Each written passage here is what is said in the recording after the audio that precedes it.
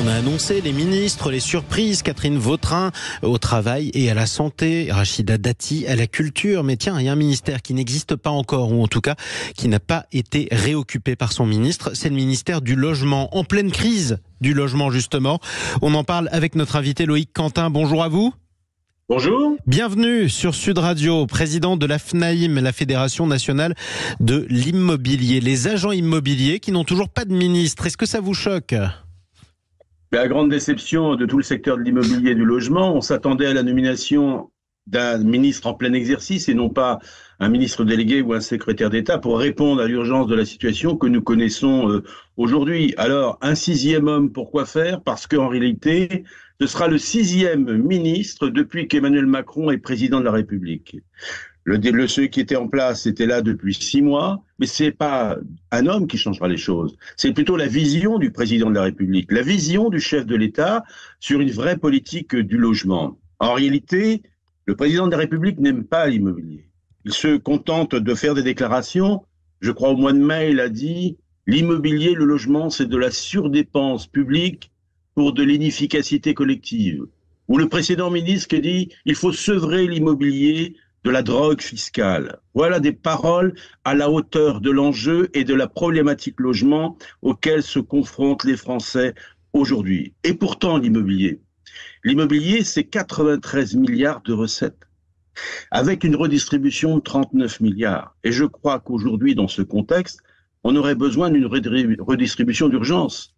Vous savez, dans quelques semaines, on aura l'anniversaire de l'appel de l'abbé Pierre, février 1954, février 2024. Je crois que l'abbé Pierre se retournerait dans sa tombe aujourd'hui, compte tenu qu'il y a toujours 300 000 SDF qui dorment dans la rue, mais dont 30% d'entre eux, je le dis souvent, ont un travail. C'est bien le logement qui est le facteur d'exclusion. Et on ne peut pas se contenter, dans une société comme la nôtre, de prendre le sujet logement de façon aussi légère et ne pas prendre les bonnes mesures qu'il faut. Alors l'exercice, il est compliqué, vous savez, parce que les recettes de l'État sont exsangues. On n'a plus les moyens. Et pourtant, les prélèvements des collectivités et de l'État ont été multipliés par 4 en 10 ans sur les recettes fiscales. Qu'est-ce que vous attendez de votre prochain secrétaire d'État ou ministre délégué ? Je le rappelle, le prédécesseur était Patrice Vergrit, l'ancien maire de Dunkerque, ancien maire d'Hiver Gauche de Dunkerque. Est-ce que vous avez un favori ?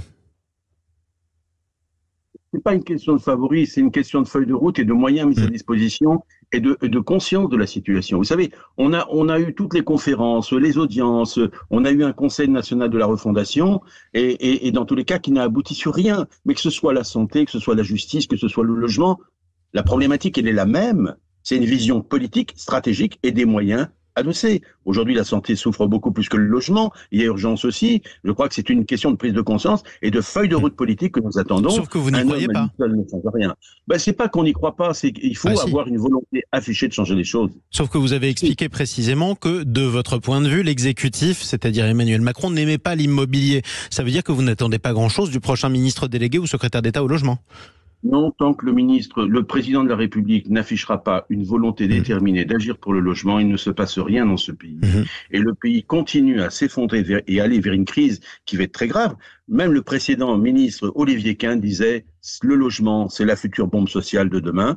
Il avait raison et on y va. Et on va droit dans cette stratégie parce qu'on n'agit pas sur les leviers comme il faudrait le faire, mais il faut une prise de conscience. L'immobilier vaut mieux que d'autres placements, mais surtout le logement est indispensable au parcours résidentiel des Français, il faut les accompagner. Il y a des gens qui souffrent, des locataires qui ne trouvent pas de logement, le parc social qui est encombré, l'accession à la propriété compromise, et on ne produit plus assez de logements en France. Et on va en parler d'ailleurs dans quelques minutes avec Sylvain Lévy-Valency et toute son équipe.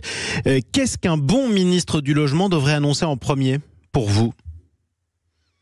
Pour moi, c'est une vision. D'abord, vous savez, aujourd'hui, il y a un grand désaccord. Je vais vous donner l'étape. L'État évalue les logements à construire à 250 000 unités par an. Le mouvement social fait une évaluation à 517 000. La Fondation Abbé Pierre dit qu'il faudrait au moins 1 million de logements. Alors déjà, mettons-nous autour d'une table, mettons-nous d'accord sur quel objectif de production, comment on va les produire, où il faut les construire, avoir les entreprises adaptées, avoir une fiscalité adaptée, avoir un foncier disponible. Nous avons toutes les solutions pour avoir une vraie politique et une construction de logements à la hauteur des besoins de la population. Je crois que c'était une fonction essentielle. Un pays qui n'arrive pas à loger ses habitants n'est pas un pays en paix avec lui-même. On le répète, on le martèle, et je crois qu'il faut bien comprendre, la politique du logement, c'est pas uniquement une ligne budgétaire dans une loi de finances. Merci beaucoup Loïc Quentin, président de la FNAIM, Fédération nationale de l'immobilier.